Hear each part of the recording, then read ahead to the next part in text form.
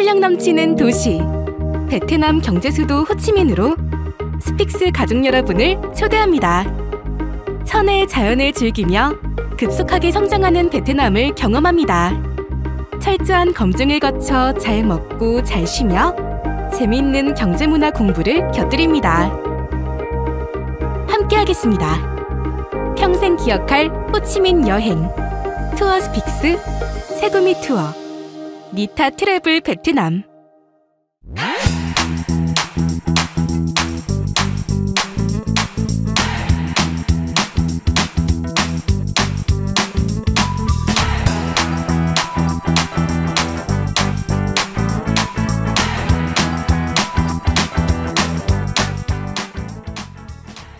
시청자 여러분 안녕하십니까. 특집 토론 2주 연속으로 이어가고 있는데요. 지난주에는 민주당을 짊어지고 갈 청년 정치인 세 분을 모시고 토론을 했고요.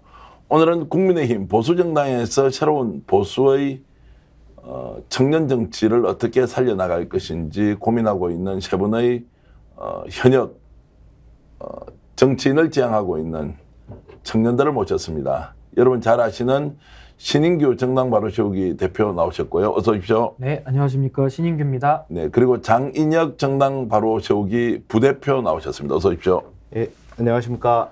장인혁 부대표입니다.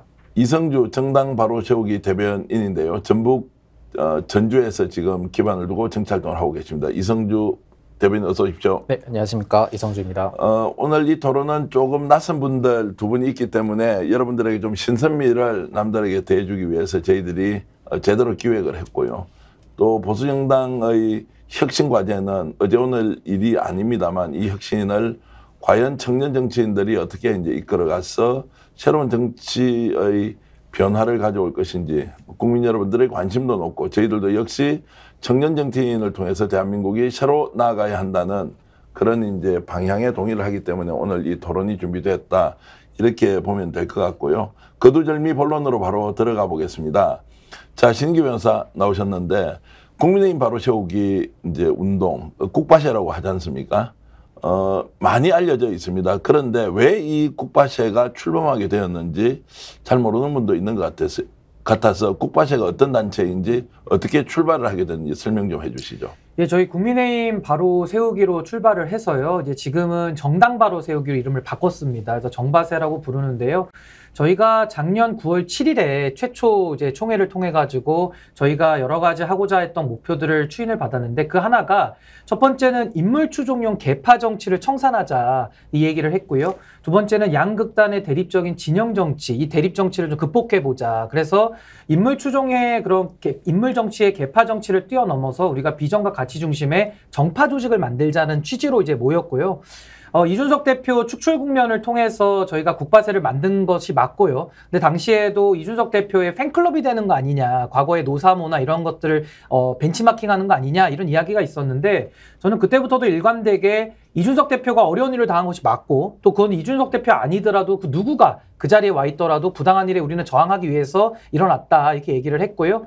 그래서 저희는 이 보수정당 내에서 기존에 없었던 모델, 그러니까 쉽게 말하면 뭔가 세력화를 자생적으로 만들어서 보수정당에서 이런 변화의 움직임을 일으켜본 적이 별로 없거든요. 아무래도 뭐 고시 출신 내지는 유명 인사 중심으로 돼 있는 이 보수 정치에서 우리가 좀 더 정치가 좀 국민 속으로 민심 속으로 들어가서 좀 대중화에 우리가 한번 힘써보자. 그래서 이제 저희 국바세가 출범이 됐고 지금까지 1년 정도 가까이 활동을 계속 이어오고 있습니다. 자, 그러면 이성주 이제 대변인 같은 경우는 이제 국바세 대변인 하셨죠. 네. 이준석 당대표 축출 국면에서 국바세가 국힘 이러면 안 된다고 정말 국민들 앞에서 열렬히 이제 호소를 하고 했는데 그 당시 좀 기억나는 장면들 어떤 게 있습니까?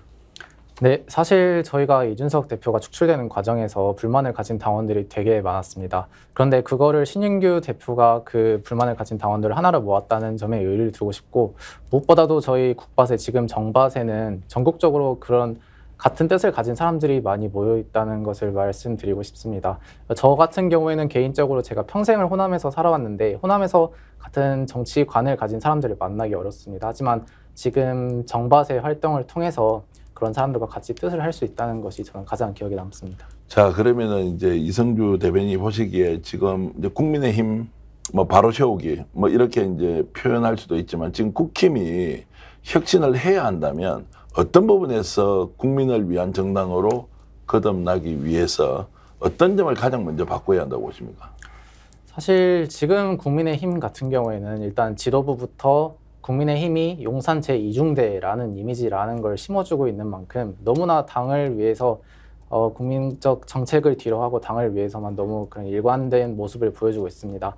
따라서 지금의 지도부가 사퇴하지 않는 이상 국민의힘의 혁신을 불러일으키기에는 조금 어렵다고 저는 생각을 합니다. 왜냐하면 윗물이 맑아야 아랫물도 맑다고 저는 지도부부터 바꿔야 된다고 생각합니다. 이어서 제가 장인혁 부대표한테 좀 질문을 하면, 어떻게 보면 윤석열 대통령, 윤석열 정부가 출범했으니까 집권 여당은 뭐 이유야를 막론하고 윤석열 대통령이 국정 운영을 제대로 하기 위해서 그냥 뒷받침해줘야 되는 거 아니냐. 비판할 게 있으면 비판하기보다는 오히려 이해하고 지지해주면서 오히려 지금 그 원팀으로서 국민들에게 단합된 모습 보여야 되는 거 아니냐. 이런 의견이 있을 수 있습니다. 어떻게 보세요?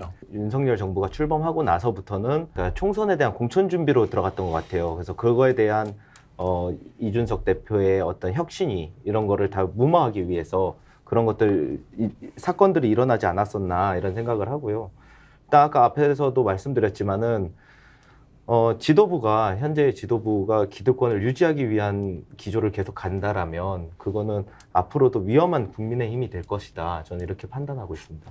자, 신인기 변호사, 실제로 제가 조금 전에 질문했던 것은 이제 원팀으로 움직이면서 야당과 경쟁이 이전에 국민들에게 인정받는 정부를 이제 구성하고 국정 운영을 하기 위해서는 집권 여당이 뒷받침이 돼야 한다. 이제 이 부분은 이제 논리적으로 보면 맞는 말이지 않습니까? 그런데 왜 이렇게 이제 끊임없이 비판을 하고 있느냐? 그 비판 기능을 갖는 것이 정당, 집권 여당이 할 일이냐라고 이제 거꾸로 질문을 하면 어떻게 대답을 하시겠습니까? 근데 저는 지금 국민의힘의 근본적인 문제는요, 이게 당정일체를 표방하면서 일련의 과정이 온 거거든요. 네. 근데 그 당정일체라는 게 국민을 위한 무슨 당정일체가 있었습니까? 윤석열 대통령이 공천 원하는 사람 하고 싶기 때문에 당정일체가 필요했고, 그 과정에서 이준석 대표라고 하는 당원들의 그 민주적인 절차에 의해서 선출된 당대표를 한 번에 날려버린 거거든요. 있을 수가 없는 일이 사실 벌어진 겁니다. 저희들 눈앞에 벌어졌기 때문에 저희가 당원들을 모아서 약 4,500여 명의 분들이 일어나서 소송을 할 수밖에 없었던 것이고요. 그렇게 해서 지금 당을 장악했는데 이루어지고 있는 결과는 어떻습니까? 집권 여당의 역할이라는 것 자체가 없죠. 여당의 공간이라는 것 자체가 허용받지 않고 있고, 그냥 대통령의 말 하나에 일사불란하게 움직이거나 아니면은 자신의 발언 하나조차도 용산에서 혹시라도 오해를 할까봐 아무 말도 안 해버리면서 그냥 정치 기능이 사라져버렸거든요. 그러니까 민주당 같은 경우는 사실 이재명 대표 문제도 많지만은 잘라내지를 못합니다. 그게 정상적인 정당의 민주주의 메커니즘인데 저희 국민의힘은 그 비정상적인 행태가 아직도 저는 이어져 오고 있다 이렇게 보고요.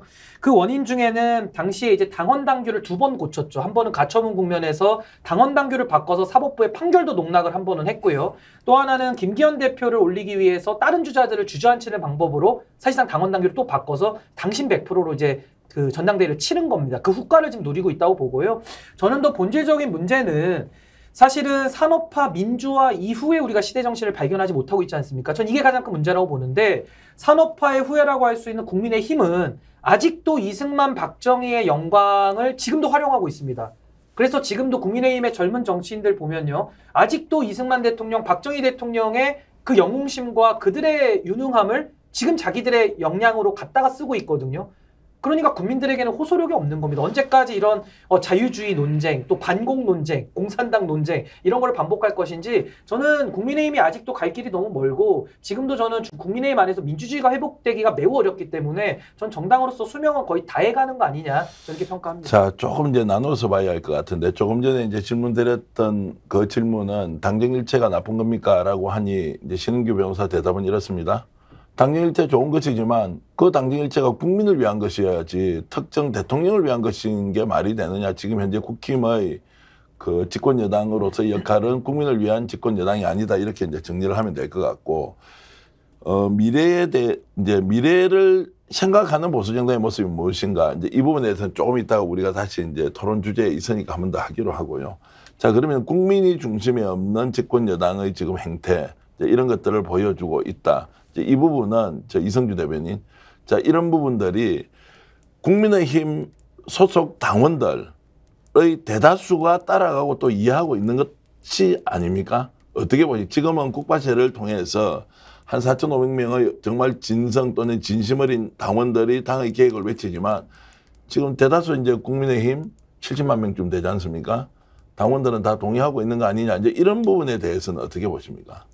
예, 그것도 저는 어느 정도 일리가 있는 말이라고 생각을 합니다. 왜냐하면은 저희가 전당대회 당시 당원 100%로 그 규정을 바꾸고 또 이제 용산에 어떻게 보면 충성하는 그런 최고위원이나 대표를 선출하는 걸로 봐서는 대부분의 당원들이 그것에 동의를 하는 것으로 보입니다. 하지만 이런 극단적인 지지 세력에 저희 당이 휘둘리지 않고 본인만의 소신을 가지고 그걸 진행을 해야 되는데 이것은 저는 민주당도 똑같은 문제에 있다고 생각을 하고 있습니다. 예, 뭐 민주당은 이제 문제로 확장을 시키기 전에 이제 우리 이제 이 내용만 보면 그러면은 다수의 당원들이 뭐 당정 일체가 문제가 많고 국민이 빠져 있는 집권 여당의 역할에 대해서 비판을 하지만 당원들은 다 여기에 그냥 동조하는 거 아니냐, 따라가는 거 아니냐, 이제 이 부분에 대해서는 우리 부대표께서는 어떻게 보세요? 그 이제 당원이라고 해도 그 활동이 좀 적으신 분들도 있긴 있거든요. 네. 그러니까 그런 부분에 있어서 어떻게 파악할 수 없는 부분이다. 저는 이렇게도 보는데 어쨌든 저희가 소송에 참여한 거는 4,500명이 전부이기 때문에 그 부분에 있어서는 받아들여야 되지 않을까 이렇게 생각을 합니다. 그래서 당원의 대부분의 뜻이다라고 판단하기에는 조금 어려운 것도 있다 이렇게 네. 생각을 하고 있습니다. 신 변호사님이 이제 이런 부분에 대해서는 한번 정리를 해 주셔야 될 게 일단 절대 다수의 당원들이 있고 계획적으로 아젠다 주제를 던져서 토론하면서 뭔가 새로운 혁신 정당의 모습을 갖추겠다는 노력은 정말 대단한 것이지만 어쨌든 이제 비율로 보면 소수자고 변방에 있는 것 같아서 국민 전체에게 좀 울림이 큰 보수 정당의 혁신 세력 이렇게까지 가지 못하는 것. 왜 이렇게 전횡과 독주를 하고 있는 이제 대통령과 집권 여당의 행태에 대해서 당원들은 비판을 하지 않고 추종하는 것처럼 보이느냐.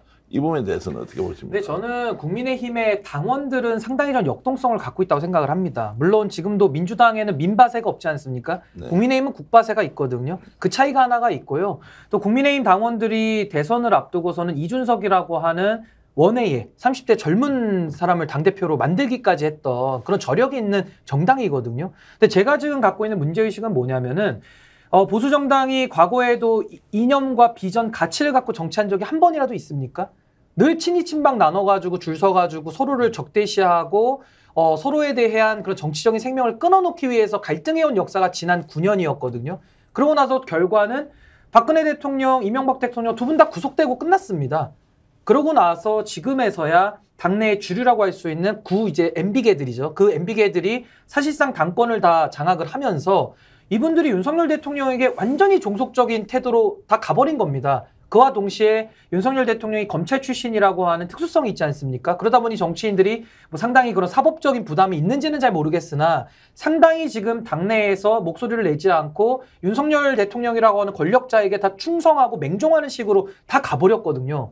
근데 이것이 절대 다수의 당원들은 그런 뜻은 아니더라도 이 제도권에 있는 힘을 가지고 있는 기득권자들이 다 권력자에게 줄서고 하면서 과거 친이 친박 때보다 더 나빠진 것이죠. 어떻게 보면 그때는 그래도 두 세력이 경쟁이라도 해서 했다면 지금은 이제 독점이 다 완성된 거거든요. 그래서 저는 국민의힘이 그래서 이제 당원 당규까지 바꾸는 이런 정말로 어처구니 없는 현실까지 온 것인데 그럼 이제 앞으로 저희 같은 정치를 하거나 이제 할 꿈을 가진 저희 젊은 세대들 입장에서는 과연 이걸 어떻게 바꿔낼 것이냐 이게 이제 남는 과제거든요. 네. 그래서 굉장히 좀 절망스럽다라는 말씀은 드리지 않을 수가 없고요. 그러나 그 절망 속에서도 국민들의 에너지를 모아서 우리가 당신 100%가 아니라 민심 100%를 기반으로 해서 뭔가 이 정당에 균열을 내고 뭔가 이런 기득권에 우리가 항의를 하는 좀 이런 정치 변혁이나 혁명적인 움직임들은 좀 있어야 되지 않겠는가 그런 움직임에 저희가 다 동의를 하면서 모이고 있습니다. 네, 이제 이야기를 좀 더 이제 흥미롭게 진행하기 위해서 질문 이런 거 좀 던져보겠습니다. 우리 청년 정치인 두 분에게 이대로 가면 내년 총선 국민의힘 승리할 수 있느냐, 뭐 거꾸로 얘기해서 민주당이나 제3야당이 승리를 할 것이냐, 이제 이런 부분에 대해서 야 대통령 지금 국정 운영 너무 잘못하니까 심판 엄청나게 심하게 받을 것 같은데 그런 국힘 폭망하는 거 아니냐, 이제 이런 의견까지 뭐 각양각색의 지금 예측들이 나오고 있습니다. 이성주 대변인 네. 보시기에 자, 국민의힘 이대로 가면 다음 총선 어떻게 됩니까? 이거는 정말 제 개인적인 생각이지만 국민의힘이 이대로 간다면은 저는 총선을 폭망할 것이라고 생각을 하고 있습니다.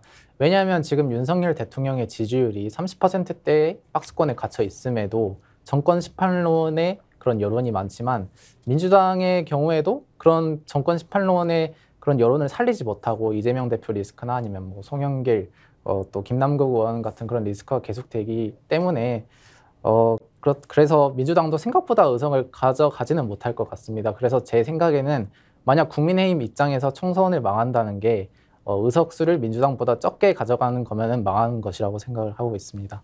자, 그 말씀은 이제 국민의힘은 지금 현재 상태로 가면 이제 총선에서 대패할 것이고 예. 민주당도 그다지 이길 만한 상황이 아니다라고 예. 보면 이제 어떻더라면 제3정당이 출연해서 오히려 기성정당, 기득권 정당을 깨부수고 정말 약진하거나 돌풍을 일으킬 수 있다. 이렇게도 이제 생각할 수 있는데 그런 의견도 있으신가요? 예, 개인적으로 저는 그렇게 생각하고 있습니다. 왜냐하면 저도 호남에 살아본 그런 호남 주민으로서 예전에 국민의당이 한번 그 바람을 일으켰을 때 저는 그 바람을 체감한 적이 있습니다.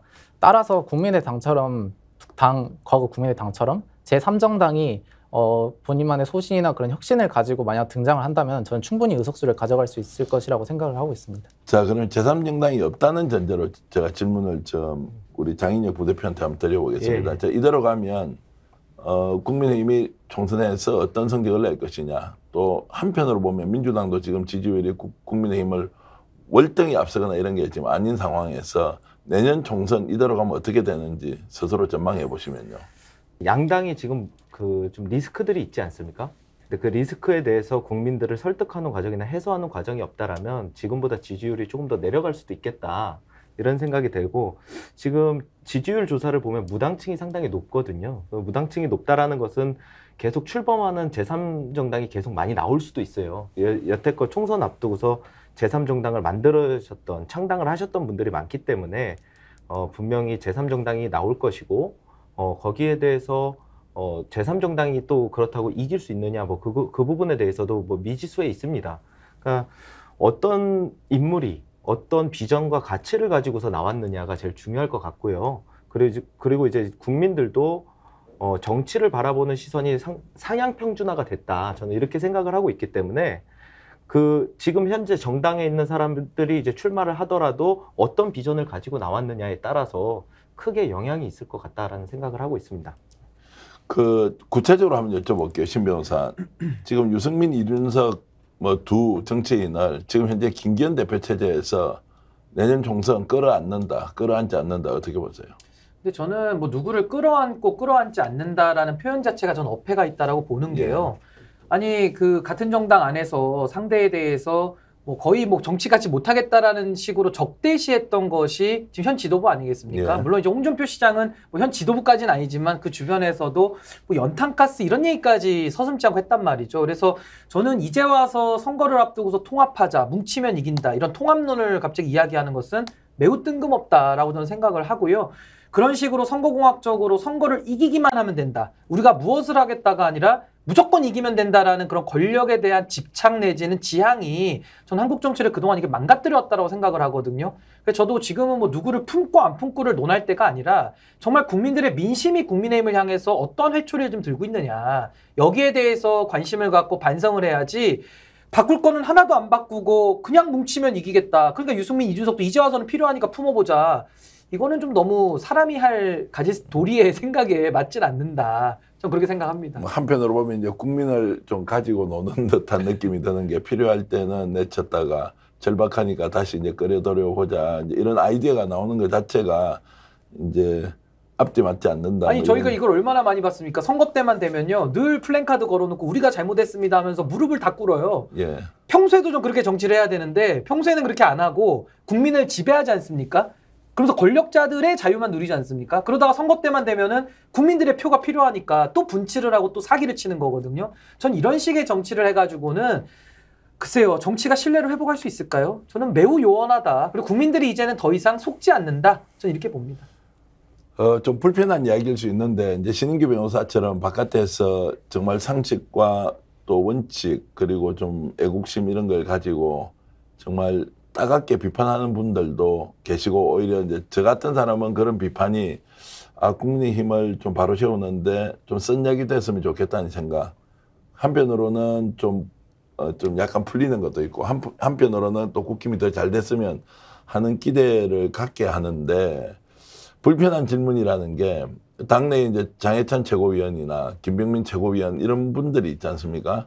이분들은 청년 정치임에도 불구하고 오히려 지금 윤석열 대통령이 뭐 잘못됐느냐, 집권여당 이렇게 할 수 있는 거 아니냐라고 하면서 오히려 대통령 쪽으로 지나치게 좀 이렇게 기울어져서 정치적 의견을 낸다. 이제 이런 부분은 어떻게 보세요? 근데 저는 이 장예찬, 김병민 두 청년 정치인만 좀 비판하고 싶지는 않습니다. 네. 이분들은 사실 뭐 권성동, 장제원 이분들에 비하면 뭐 그렇게 받은 과실도 많지도 않고요. 사실상 앞에 나와서 그 홍위병 노릇 내지는 행동대장으로 소모되는 거기 때문에 전 상당히 좀 안타까운 마음을 좀 많이 가지고 있고요. 저는 제가 진영은 다릅니다만은 가장 지금 저의 시점에 가장 저랑 유사하게 이렇게 오버랩이 되는 인물이 바로 노무현 대통령입니다. 노무현 대통령이 과거에 3당 합당을 할 때 안 따라갔거든요. 그때 그 자서전에 보면 그런 얘기가 나옵니다. 처음에는 한 40명이 모여서 으쌰으쌰 하다가 한 주가 지나면 20명으로 줄고 한 주가 더 지나면 7명 또 한 주가 더 지나니까 마지막에는 김정길 전 장관하고 자기 둘만 남았다. 이렇게 얘기하면서 그 민자당에서 따라 나와가지고 따로 뭐 창당도 하고 이렇게 하셨거든요. 그러면서 이제 지역주의와 계속 맞서 싸우는 역할만 해서 이제 바보 노무현이 됐죠, 당시에. 그래서 저는 뭐 제가 감히 노무현 대통령 같다 이런 뜻은 절대 아니고요.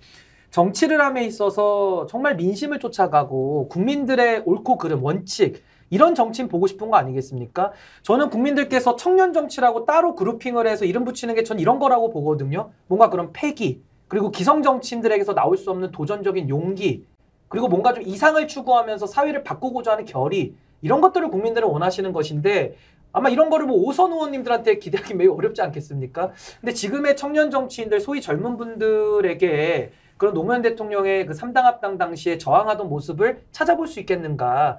그 저는 좀 그 길을 가고 싶은 욕심은 있습니다. 네. 어떻게 보세요? 우리 장인혁 부대표 같은 분은 이제 그 지금 김병민 최고위원이나 또 장해찬 최고위원 같은 분들이 이제 열심히 활동하고 있는 모습, 솔직히 어떻게 보세요? 저는 그분들이 좀 측은하게 보입니다. 예. 그분들이 자기 소신껏 발언을 하는 건지 모르겠지만 제 생각에는 소신껏 발언한다기보다는 어떤 아바타적인 발언을 하는 게 아닐까. 예, 어떤 지도부나 어떤 절대 권력에 대해서 약간 눈치를 보고 있는 게 아닐까 해서 좀 측은한 모습이 있고요. 그 전당대회 때를 바라보면 그분들 같은 경우는 되게 그 윤핵관의 지지를 되게 많이 받은 것 같아요. 그 윤석열 뭐 김기현 체제에 대한 어떤 과실을 좀 본 것 같다 이렇게 생각이 드는데 그러다 보니까 그분들 같은 경우는 이제 좀 받은 게 있으니까 그렇게 이제 편을 들어서 한쪽에 편을 들어서 이야기를 하는 아바타적인 게 있는 것 같다 이렇게 생각이 듭니다. 뭐 제가 비유를 하자면 기브 앤 테이크는 확실하네요. 예. 그러니까 준 게 있으니까 받아야 되고 테이크 했으니까 다시 줘야 하고 이렇게 이제 좀 보신다는 거고. 그런데 제가 이제 이어서 우리 이성주 대변인께 질문 드리고 싶은 것은 약간 청년 정치 이미지하고 좀 달라요. 저는 장해찬 최고나 김병민 최고는 국회의원은 할 수는 있을 것 같은데 저분이 좀 패기와 열정이 넘치는, 그리고 정의의 사도로서 뛰어나서는, 동켰더라는 좀 비판은 받긴 하지만 그래도 방향은 옳다고 하는 국민적 기대가 이제 청년 정치인들은 있지 않습니까? 그런 것들과 좀 다른 것 같아요. 청년 정치인으로서 봐도 좀 그렇습니까? 어떻습니까? 저도 한 명의 청년 정치인으로서 장예찬 청년 최고위원과 김병민 최고위원을 봤을 때 참 저게 과연 청년 정치인이 맞나, 저는 그런 생각이 듭니다. 왜냐하면 사실 청년 정치라는 게 좋은 정치를 하는 젊은 사람들을 뜻하는데 그렇다고 나이가 젊다고 해서 청년 정치가 아니거든요. 왜냐하면은 뭐 예를 들어서 기성 정치인들이 뭐 소신과 그런 걸 갖고 국민을 위해서만 일을 했으면은 청년 정치인이 필요가 없었을 겁니다. 나이가 80세, 90세더라도 그런 마인드 자체가 건강하다면은 좋은 정치인이라고 생각을 하고요. 그래서 그런 좋은 정치의 관점으로 생각했을 때 그 두 분은 청년 정치인으로 봤을 때 청년 정치인의 이미지와 부합하지 않는다, 저는 라고 생각합니다. 자, 그러면 그렇게 말씀하시지만 예상해보면 내년에 이 두 분은 공천 받겠습니까? 못 받겠습니까? 그렇게 당을 위해서 열심히 하시는데 저는 공천을 받아야 그분들이 안 억울할 거라고 생각합니다. 그러면 하는 행태는 청년 정치인답지 않지만 저렇게 함으로써 당에서 이제 공천을 줄 가능성이 높다. 네. 그것이 또 우리가 인정하든 못하든 현실 정치란 그런 것이다. 비정하고 냉혹한 것이다. 네.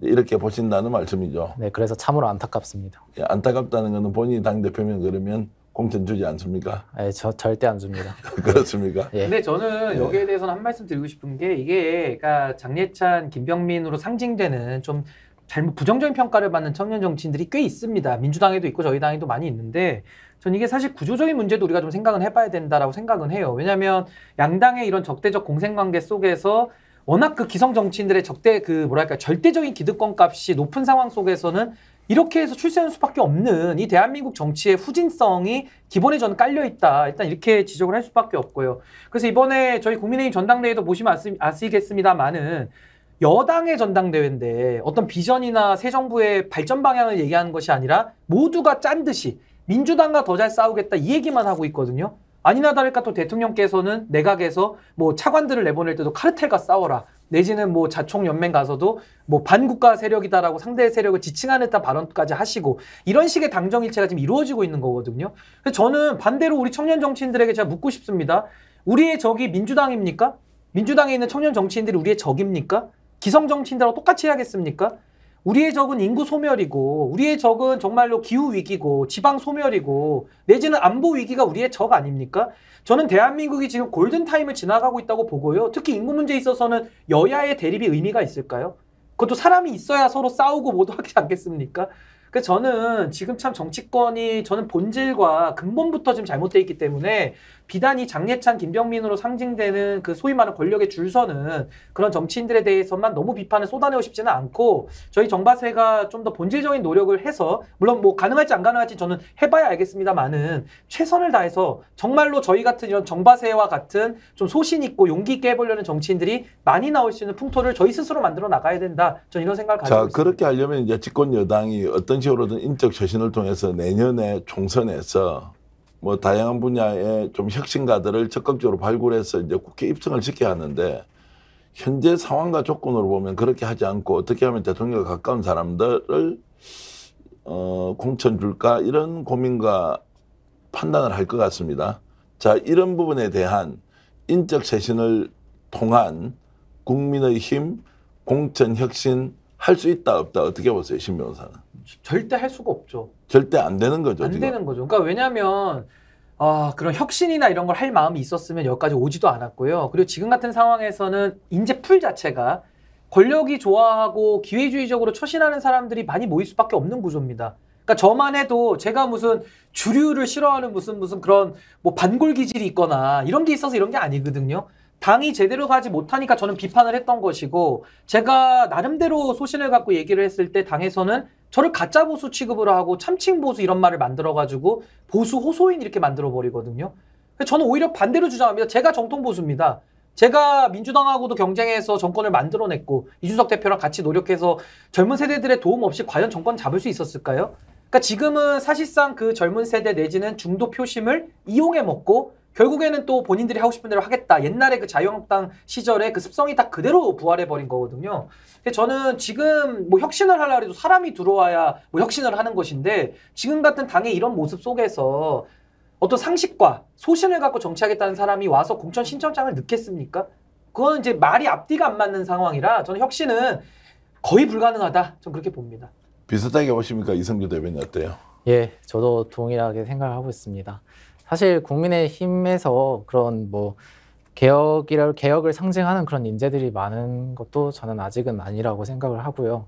또 비슷하게 민주당에서 이제 혁신위원회라고 해가지고 그렇게 혁신을 하고 있지만 사실 그게 혁신이 진짜 되고 있나라는 의문이 들기도 하고 따라서 국민의힘도 만약 비슷하게 공천혁신위원회를 만든다고 해도 저는 그런 효과가 그렇게 크지 않을 것으로 저는 생각하고 있습니다. 자, 그렇게 보면 지금 현재 상태로는 외부에서 새로운 인물이 수혈되어 가서 개혁정당, 혁신정당, 인적 쇄신을 이룬 정당 이렇게 이제 이미지를 갖고 가는 것이 어렵다고 보면 지금 현재 당에서 혁신성을 가지고 뭔가 새로운 정치를 하겠다고 하는 청년 정치인들은 아예 진입할 수 있는 기회가 이제 없는 것 아닙니까?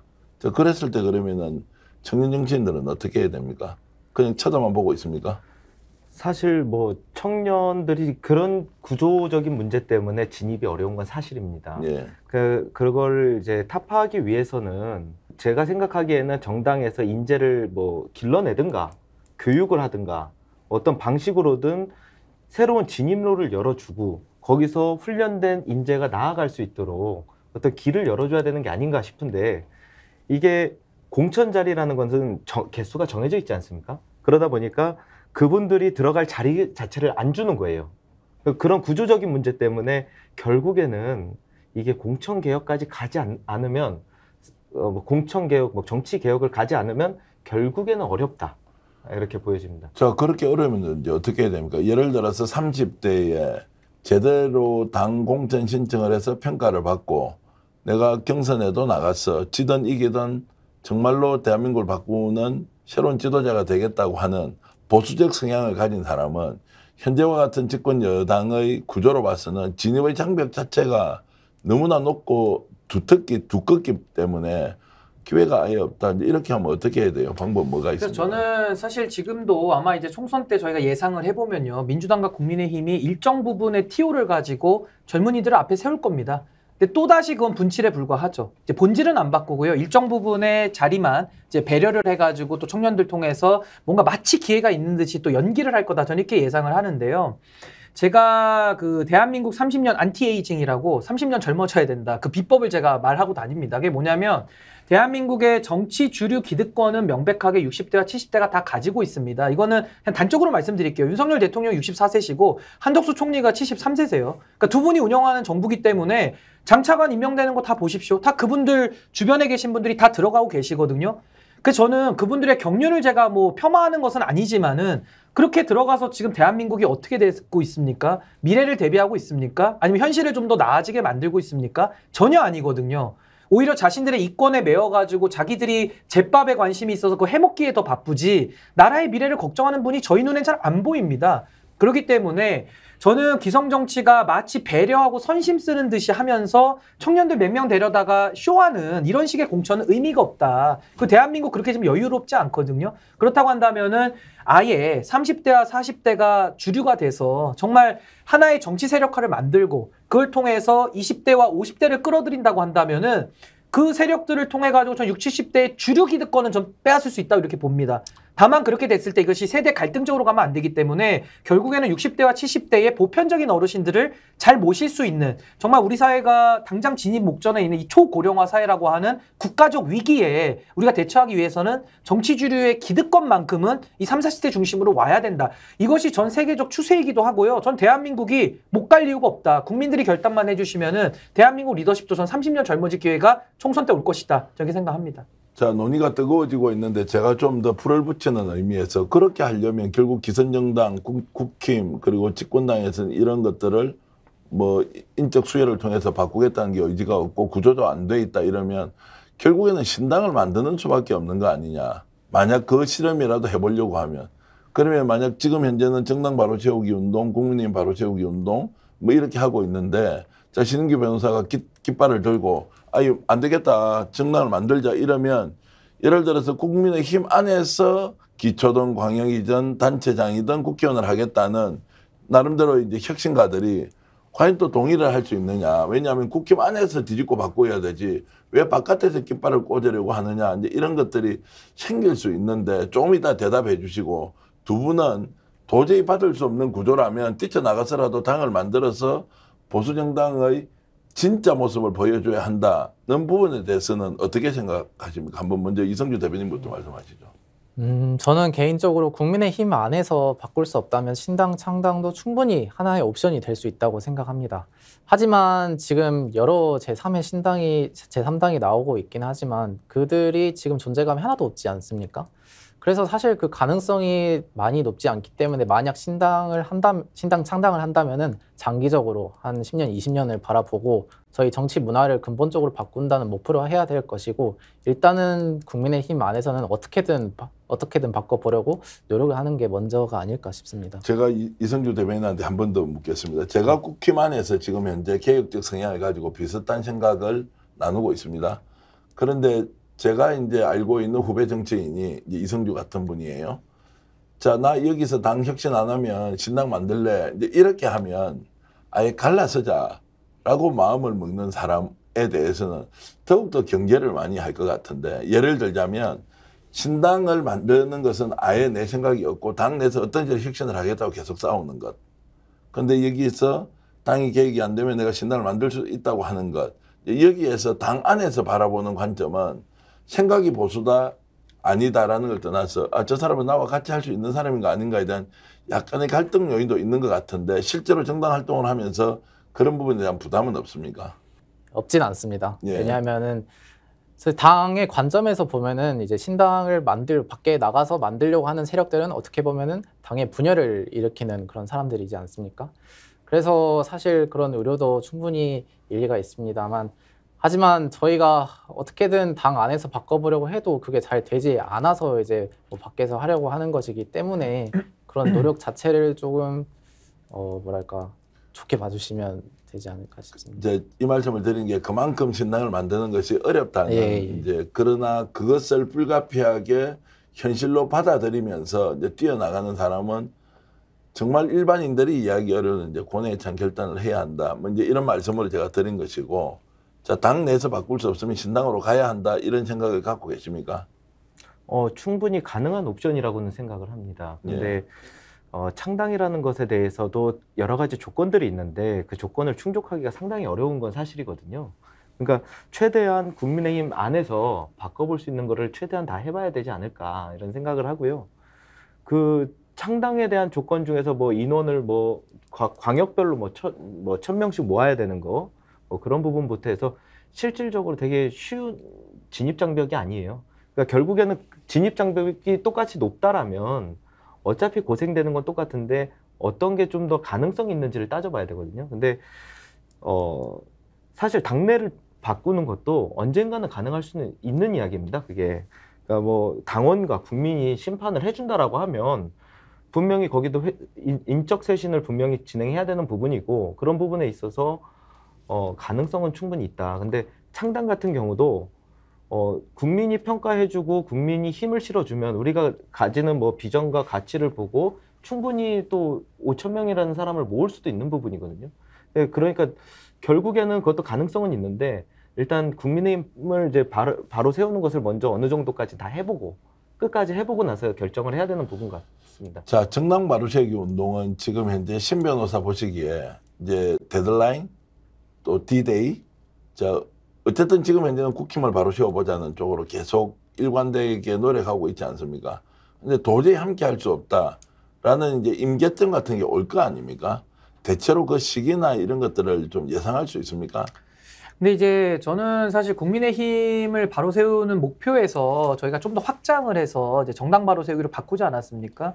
그 이유 중에 가장 큰 것이요, 이게 국민의힘만 바로 세우는 게 불가능한 것이 이 양당이 적대적 공생관계에 있기 때문에 국민의힘을 잘 바로 세우다가도 또 민주당이 예를 들어 잘못하거나 잘하는 거에 따라서 이게 분위기 쇄신이 안 되는 겁니다. 그러니까 쉽게 말해서 국민의힘 하나만 독점 상태면은 저희가 바꾸는 게 가능한데, 이 양당이 적대적으로 공생을 하다 보니까 저희의 이 바로 세우는 노력과는 별개로 민주당이 잘못하고 잘하는 거에 따라서 국민의힘이 얻는 이득과 손해가 너무 커요.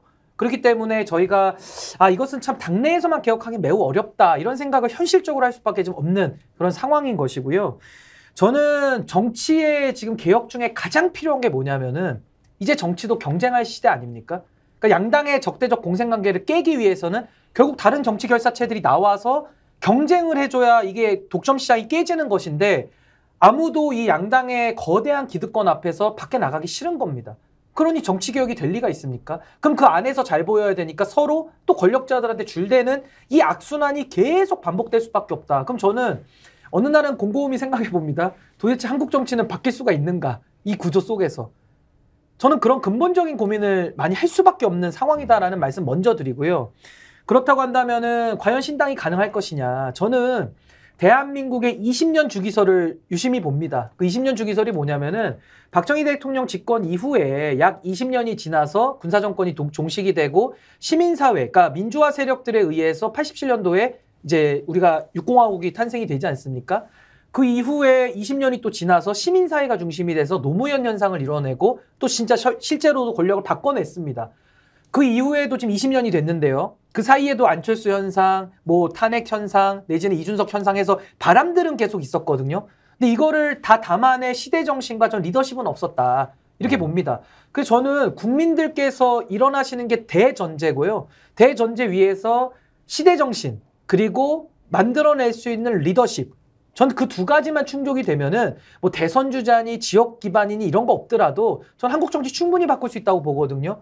그러기 위해서 저는 아까 무당층 얘기도 했습니다만은 무당층이라고 하는 것이 1번, 2번 다 싫다는 거거든요. 그 여론은 전 어느 때보다 성숙되어 있다. 그래서 저는 이제 지금부터 저희 정바세가 안에서 개혁을 하든 밖에서 개혁을 하든 저희의 목표는 딱 하나다. 이 정치, 한국 정치를 지금보다는 낫게 만들어야 된다. 그 일을 위해서라면요. 제가 깃발도 100개도 더 들 수가 있고요. 제 인생을 다 걸고 이 일을 추진할 각오가 되어 있다. 저는 그 말씀을 드리고 싶습니다. 뭐 기왕 드시면 100개까지 들지 말고요. 하나를 야무지게 들어서 정말 실험 정신으로 현실 정치를 혁파하는 데 한번 힘을 쏟아보시는 거죠. 근데 좋은 정당은 많이 생길수록 국민들이 좋고요. 그 좋은 정당들이 잘하기 경쟁을 해야지 지금처럼 정당 딱 2개만 있어가지고요. 서로 협박하지 않습니까? 너 윤석열 찍을 거야? 너 이재명 찍을 거야? 이거 협박하면서 서로도 못하기 경쟁을 하고 있어요. 저는 정말 이제 한국 정치가 어디까지 왔냐면 이제 수돗물 떠먹는 지경까지 오지 않았습니까? 더 이상 내려갈 데가 없는 것 같지만은 또 더 내려갈 겁니다. 이 저질화는 계속 진행 중이거든요. 그래서 저는 국민 여러분들께 부탁드리고 싶은 것은 정치 혐오는 안 해주셨으면 좋겠습니다. 우리가 저 이상한 행동을 하는 정치인을 혐오를 해야지 이 정치 자체를 혐오해가지고는 한국 정치 절대 바꿀 수 없다. 저는 그렇게 생각합니다. 자, 그러면은 이제 깃발을 하나를 들든 100개가 생기든 어쨌든 이제 신당이라는 것이 기성의 적대적 공생관계를 가지고 있는 이제 국힘이나 민주당을 좀 자극하고 국민들에게 새로운 길을 열어주는 것이다. 이제 이 이야기까지 나왔습니다. 이제 오늘 이 토론이 자, 보수 정치 어떻게 바꿀 것이냐로 출발했는데 결국 새로운 정당이 만들어지지 않고서는 이 적대적 공생관계에 있는 양당 구도를 깰 수가 없다. 이렇게 이제 점점점 가는 것 같고 거기에는 어쨌든 참여할 사람도 있고 또 당이 스스로 바꾸지 못하면 당일 창당까지 해야 되는 것 아니냐라고 이제 어쨌든 이야기가 진행이 됐습니다. 그러면 구체적으로 이제 정당을 창당하는 문제로 간다고 하면 자, 어떤 이제 목표를 가지고 갈 거냐. 이제 지금까지 포괄적으로 자, 기득권 정당, 새로운 비전, 이런 건 다 포괄이고요. 구체적으로 가면 자, 윤석열 정부에 대해서 어떻게 그러면 견제를 할 것이냐. 그럼 민주당은 또 어떻게 개혁을 할 것이냐. 새로운 당으로 내세우는 이 정당의 색깔은 국민들에게 막연한 기대 말고 구체적으로 차별화돼 있는 이런 이제 그 정당의 내용들이 무엇이냐. 이제 이런 질문을 자연스럽게 할 수밖에 없는데 혹시 구상하고 있는 새로운 정당의 내용들 어떤 게 지금 달라지고 또는 다르게 만들겠다는 생각을 갖고 계십니까? 근데 저는 지금 뭐 예를 들어 무당층의 비율이 어느 때보다도 높고 지금 제3 세력들이나 이 새로운 세력들에 대한 목마름이 어느 때보다도 큰데 그럼에도 불구하고 뭐 죄송합니다만은 양양자 의원님이 주도하시는 모임이나 아니면 금태섭 의원님이 하시는 거나 아니면 뭐 정의당에서 여러 가지 류호정 의원이나 하는 움직임들이 있기는 있지 않습니까? 근데 이거에 국민적 바람을 만들지 못하고 있거든요. 그 이유가 뭐냐면은 결국 국민들이 먼저 움직였을 때 정치인이 반응을 하는 게 순서지 국민들이 아직 당신들을 불러내지도 않았는데 우리가 하겠습니다라고 깃발을 먼저 들고 나와버리면은 국민들 입장에서 상당히 좀 당황스러운 거거든요. 그래서 저는 그 순서가 굉장히 중요하다 이렇게 생각을 합니다. 그래서 저는 이준석 대표 축출 국면에서 저희가 가처분할 때도 제가 7,000명을 어떻게 모읍니까? 못 모으죠, 그 짧은 시간에. 국민적 바람이 왔을 때 제가 응답을 한 거고요. 그때도 가처분 소송 안 해도 됩니다. 근데 제가 국민들이 원할 때 제가 응답을 해서 했거든요. 그래서 저희는 순서가 늘 국민들이 먼저 가고 저희는 거기에 반보만 앞서가겠다. 전 이게 핵심이라고 봅니다. 그리고 또 하나는요.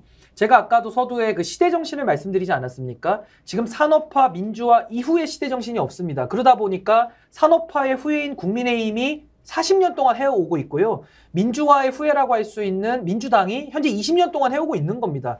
그러니까 다음 시대정신이 없는 한은 또 국민의힘과 민주당이 서로 교대를 할 수밖에 없는 이런 상황인데 저는 다음의 시대정신을 저는 다원화라고 제안하거든요. 이 다원화가 뭐냐면은 민주주의 시작은 했습니다. 근데 민주주의를 완성하지 못하고 있잖아요. 이 민주주의를 완성하기 위해서는 서로에 대한 존중, 관용, 협치, 톨레랑스 이런 것들이 필요한 것인데 전 이것은 다원화된 세력들 아니고서는 기성세대가 전 못 이룰 가치다라고 봅니다.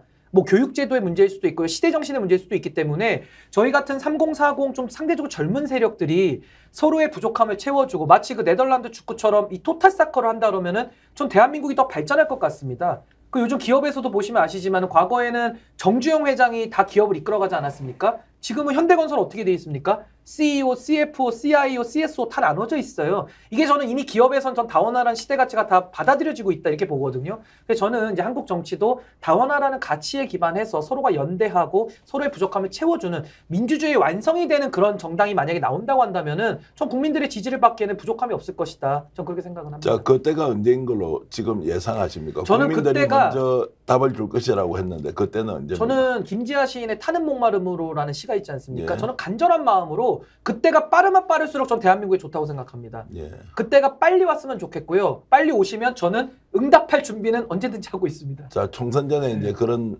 국민들의 답이 먼저 나온다는 말씀이죠. 근데 저는 총선이라고 하는 시기가 8개월밖에 안 남았기 때문에 예. 상당히 짧지 않습니까? 예. 저는 뭐 거의 기적적인 변화라고 보는데요. 만약 기적적인 변화가 이루어지면 저는 응답할 각오가 되어 있고요. 만약에 그게 아니라고 하더라도 저는 다음 대선이 한 3년 넘게 남아있지 않습니까? 전 다음 대선까지는 이 다원화라는 시대정신을 가지고 한번 국민들 앞에 설명을 드릴 필요는 있겠다. 시대정신이라는 것은 국민들은 다 아십니다만은 정치인들이 뽑아내가지고 설명하는 책임이 있거든요. 저는 그 역할을 좀 젊은 세대들이 다음의 시대정신을 가지고 산업화와 민주화 세력들과 한번 이거는 붙어볼 필요가 있다. 저렇게 생각합니다. 이성주 대변인은 본인에게 이런 시대 정신을 실현할 수 있는 기회가 한번 왔다.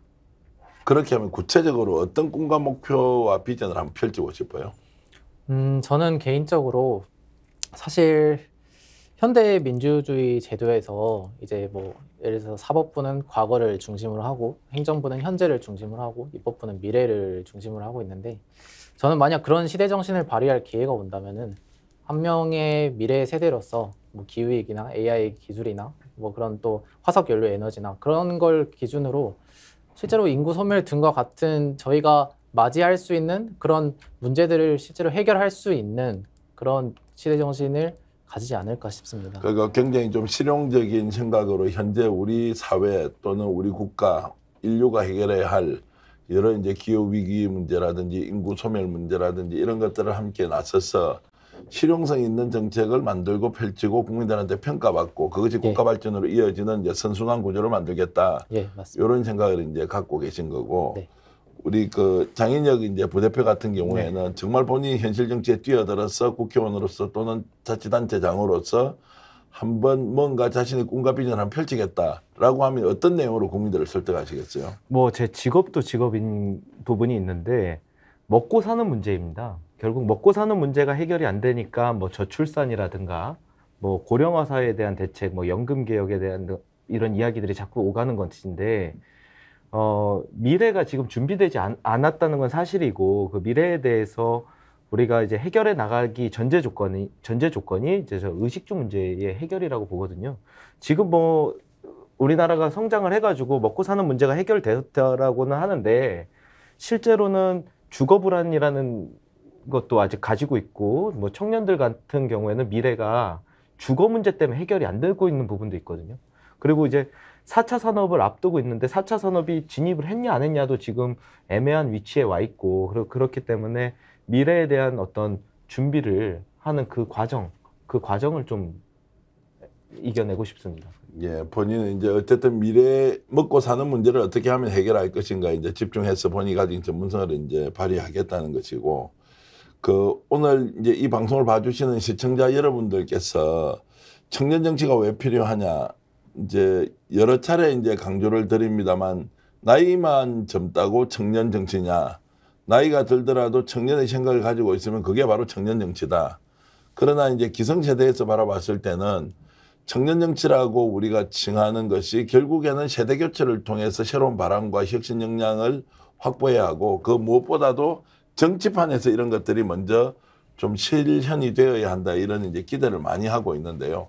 오늘도 이렇게 이제 토론을 하면서 제가 드는 느낌은 신선한 두 분이 오셔서 정말 소신 있게 발언을 하는데 제가 토론 진행하거나 우리 신은규 변호사가 발언하는 것에 비해서 두 분은 뭔가 좀 딸린다는 생각을 좀 하시죠. 예. 어떻습니까? 네, 많이 부족한 걸 느끼고 그런 있습니다. 부분을 좀 개선하려면 본인이 이제 정치인으로서 어떤 점을 좀 갖춰야 되겠다는 생각은 하십니까?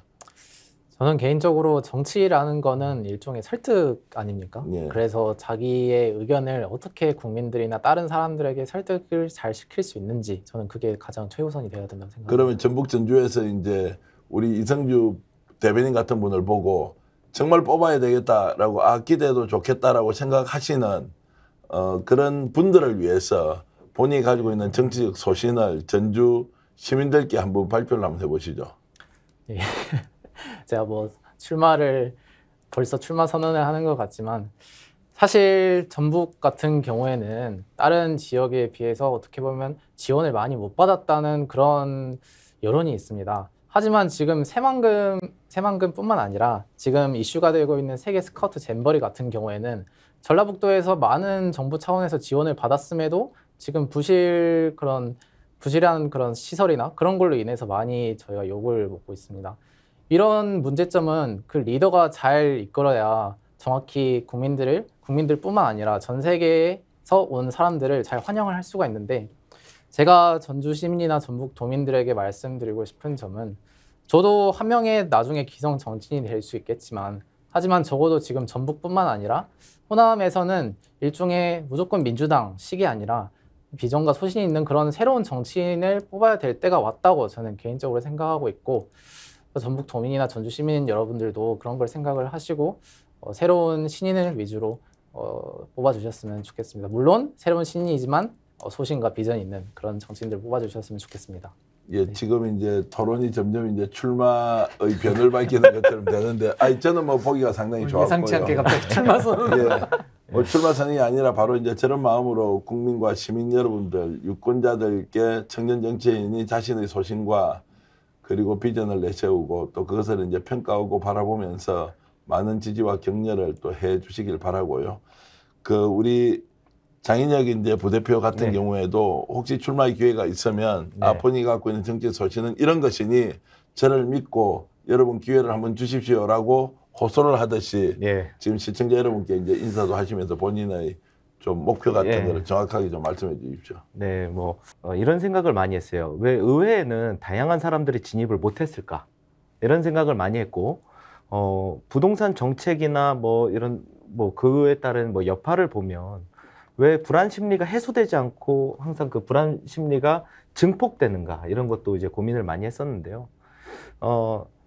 우선 뭐 이제 뭐 주택 문제부터 해가지고 뭐 여러 가지 뭐 산업에 대한 문제도 있지만 결국에는 이게 하나로 연결되어 있거든요. 그래서 각 분야에 있는 사람들이 골고루 포진돼서 들어와야지 뭐 어떤 정책이나 뭐 이런 걸 만들어낼 수 있을 것이다. 그래서 삶의 질이 좀 더 올라갈 수 있을 것이다라고 저는 생각을 하고 있기 때문에 그런 부분에 있어서 많은 사람들이 이제 선택을 이제 받을 수 있으면 좋겠다, 이런 생각을 하고 있습니다. 네, 많은 분들이 하여튼 선택해서 우리 장인혁 부대표 같은 분이 의회든 자치단체든 정말 선출직 공직자로 나서서 대한민국을 좀 더 바르게 이끌어 갈 수 있는 기회를 좀 가지도록 그렇게 기대를 해보겠습니다. 청년 정치인들이 지금 이제 전국적으로 많이 움직이고 있는 것으로 알고 있습니다. 그러면 내년 총선에서 신인규 변호사 보시기는 단순히 이제 쇼가 아니고 실제로 이분들이 우리 현실 정치의 중심에 좀 서도록 이렇게 하기 위해서 지금 이제 기성정당들은 어떤 좀 노력을 해야 되는지 한 말씀 해주시죠. 그러니까 저는 기성정당들에게 별로 기대하는 게 없어서 어떤 노력을 촉구할 저는 마음은 없고요. 네. 결국 새로운 정치는 저는 새로운 세대가 주도적으로 만드는 것이다. 저는 이렇게 생각을 합니다. 저희 정바세가 사실 조직 운영하는 게 그렇게 어렵지가 않거든요. 그 이유는 선관위에 서류 넣는 것만 빼고 저희가 나머지는 거의 다 동일한 시스템으로 운영을 합니다. 오히려 기존 정당이 가지고 있지 못한 것까지 저희가 다 가지고 운영을 하거든요. 네. 그 중에 하나 대표적인 것이 교훈양검이라고요. 이게 뭐냐면은 교육, 훈련, 양육, 검증을 저희가 다 내부적으로도 시행을 해서 다 이분들은 저와 같이 1년 내내 같이 일을 해왔고 지금도 정바세에서 중책들을 맡고 계십니다만은 제가 정말 보증할 수 있는 분들이고 같이 검증이 다 이미 끝났기 때문에 오늘도 이렇게 시청자 여러분들 앞에 선 거거든요. 저는 기성정당에게 바랄 것은 없지만 그렇다고 해서 저희들이 새로운 힘을 또 모아낼 큰 과제를 더 안고 있다, 이렇게 생각을 하고요. 기성정치인들 밀리면 죽는다, 밀죽 정치하지 않습니까? 저희는 새로운 세대는 좀 다르게 미랄 정치를 좀 해보고 싶습니다. 미랄 정치라고 하는 것이 희생과 반성, 그리고 성찰, 이런 걸 좀 기반으로 하는 정치 복원을 의미하거든요. 근데 저희는 좀 뻔뻔하지 않고 좀 국민들 보시기에 눈살 찌푸려지지 않고 좀 정말 정치가 원래 저런 거였지 라는 거를 좀 복원할 수 있는 그런 정치 좀 했으면 좋겠고요. 저는 마지막으로 제가 정치권에 3년 전에 들어왔는데요. 저는 그때 나름 포부를 가진 것이 좀 구시대의 막내 역할보다는 새시대의 맏형 좀 하고 싶다. 제가 그러고서 들어왔거든요. 근데 막상 3년 정도 해보니까요. 더 시대가 뒤로 돌아가가지고 제가 새시대의 맏형은커녕 구시대의 막내를 언제까지 해야 될지를 모르겠습니다. 그런데 제가 기꺼이 구시대의 막내 역할을 기쁨으로 받아들이고요. 제가 한국 정치 정상화를 시켜서 여기 계신 분들과 함께 새로운 정치 문화를 만들고요. 그 이후에 우리 김민규 작가 같은 분들 있지 않습니까? 이런 분들 정말 30대 후반에 정말 총리도 하고 대통령도 할 수 있는 그런 나라 좀 만들기 위해서 제가 가진 모든 노력과 힘을 다 쏟을 그런 계획입니다. 신인규 변호사는 이제 확실합니다. 제가 질문을 기성정당에서 청년 정치를 활성화시키기 위해서 어떤 역할을 해야 합니까? 라고 질문하니까 기대할 것이 아예 없습니다. 이제 이렇게 말씀을 하셔서 제가 뜨끔하기도 했고요. 한편으로는 지금 현재 양당 기득권 구조에서 정말 청년 정치에 대해서 제대로 관심이나 있느냐, 어떻게 하면은 국민들 앞에서 쇼할 때 우리 다양한 인적 쇄신했습니다라는 이런 일종의 이제 보여주기식 정치하는 것이 지금까지 봐왔던 양당 구조의 모습이었으니까 제가 이제 그 대답을 들으면서 깜짝 놀라기도 했고요. 다른 한편으로는 제가 드는 생각이 그렇게 마음을 먹었으면 내년에 신당 가지고요. 청년정치 기득권 정당에서 어떻게 할 것인지 이 질문 아니고 지금 당장 너희들 조심해라. 내년에 죽었다 나한테. 우리가 청년들이 진짜 제대로 된 정당 만들어서 한번 돌격하면 너희들은 정말 바람 앞에 한 칼에 무너질 것이다. 이렇게 이제 생각을 하게끔 그렇게 자극해 주시길 바라고요. 오늘 제보 말씀 들으면서 참 정치의 길이라는 것이 멀고도 험하지만 역시 우리 역사를 바꾼 것은 좋은 뜻을 가진 사람이 오랜 기간 동안 그리고 바뀌지 않고 원칙과 옳은 길을 선택한 그것을 믿고 꾸준히 달려온 결과가 아니었나 이렇게 생각을 하면서 신인규 변호사가 지금 중심이 되어서 진행하고 있는 정당 바로 세우기 운동이 아니라 이제 정당으로 발전하고 그 정당이 대한민국을 더욱더 키우고 발전시키는데 미랄이 되어서 정말 대한민국을 더욱더 훌륭한 나라로 만들어 주시기를 바라면서 오늘 토론 모두 끝내겠습니다. 자, 신인규 정당 바로 세우기 대표, 이성규 대변인, 그리고 장인영 부대표 나오셨는데 장시간 고생하셨습니다. 고맙습니다. 네, 감사합니다. 자, 조금 불편하신 분도 있을 테고요. 또 기대도 좋겠다고 이렇게 희망을 갖는 분도 계실 텐데요. 자, 청년정치 세분을 통해서 대한민국이 앞으로 어떻게 가야 할지 여러 가지 생각을 여러분들과 함께 나누고 싶었습니다. 특집 토론으로 마련한 오늘 프로그램 모두 마치겠습니다. 여러분 주말 편안하게 보내시기 바랍니다. 고맙습니다. 활력 넘치는 도시 베트남 경제 수도 호치민으로 스픽스 가족 여러분을 초대합니다. 천혜의 자연을 즐기며 급속하게 성장하는 베트남을 경험합니다. 철저한 검증을 거쳐 잘 먹고 잘 쉬며 재미있는 경제문화 공부를 곁들입니다. 함께하겠습니다. 평생 기억할 호치민 여행 투어 스픽스 세구미 투어 니타 트래블 베트남.